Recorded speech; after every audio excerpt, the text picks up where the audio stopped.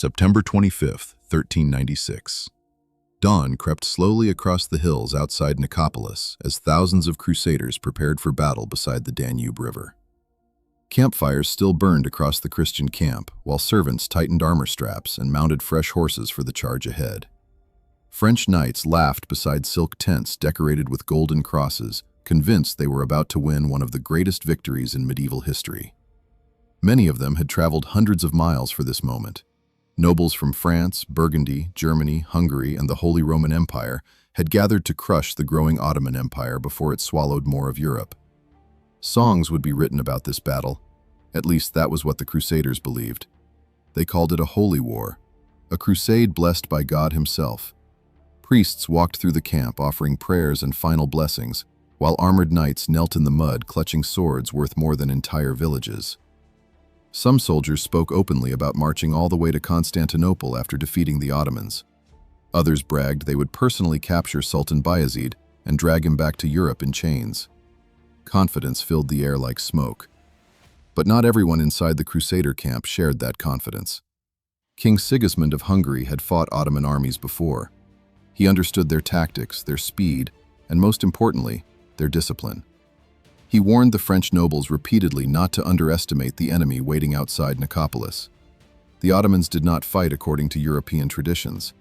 They did not seek glorious duels between noble warriors.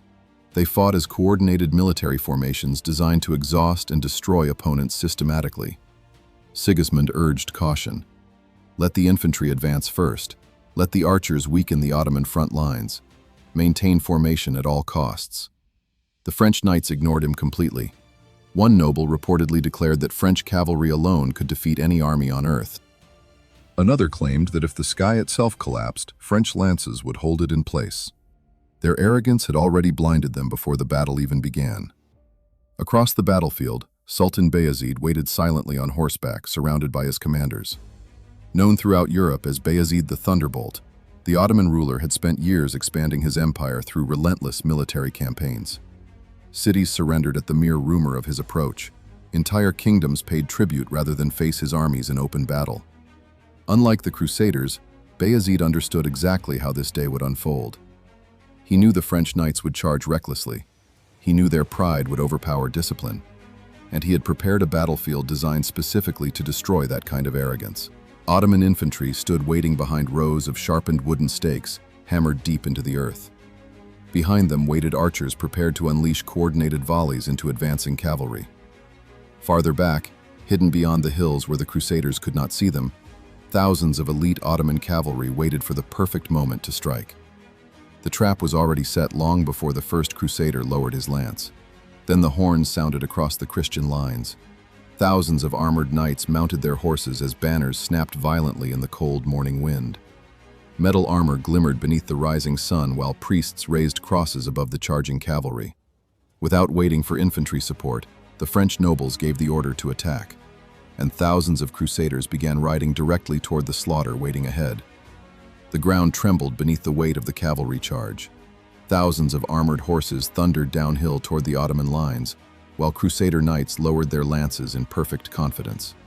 To medieval Europe, this was considered the ultimate weapon of war. A full charge by heavily armored knights could break almost any infantry formation through sheer violence alone.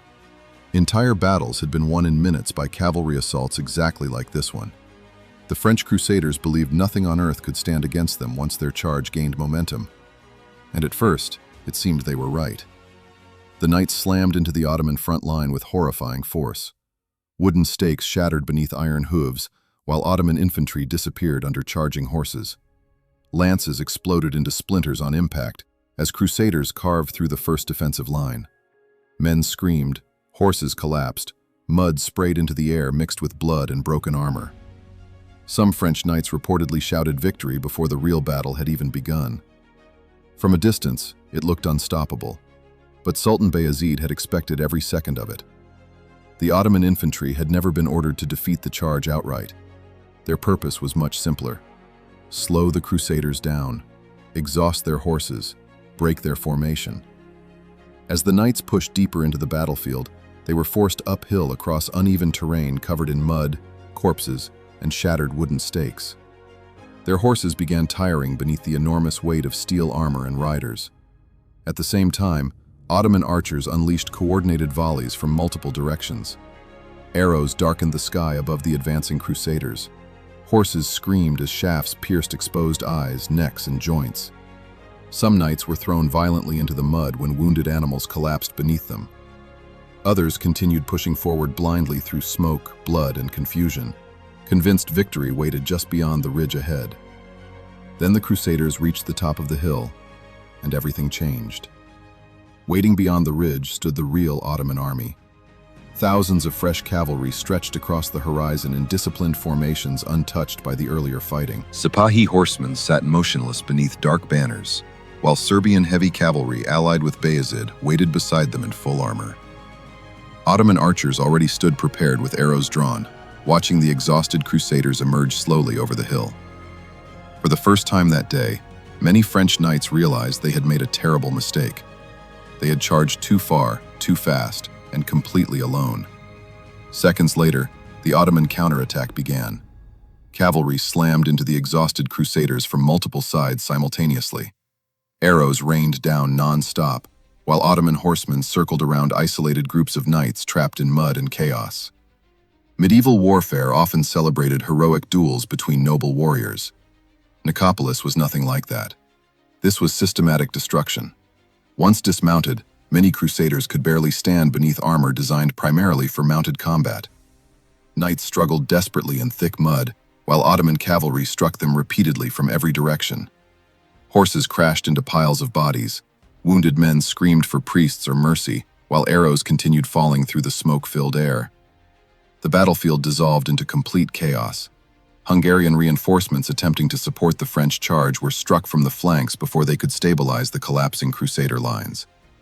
Wallachian troops began retreating after realizing the battle was already lost. Everywhere across the hills outside Nicopolis, Christian formations broke apart into isolated pockets of desperate fighting. Some crusaders tried fleeing toward the Danube River in panic. Many never reached the water alive. Others drowned beneath the weight of their own armor while attempting to swim to safety. Ottoman cavalry hunted fleeing soldiers across the countryside for hours. By sunset, the hills surrounding Nicopolis were covered in shattered weapons, dead horses, broken banners, and thousands of bodies slowly disappearing beneath the mud.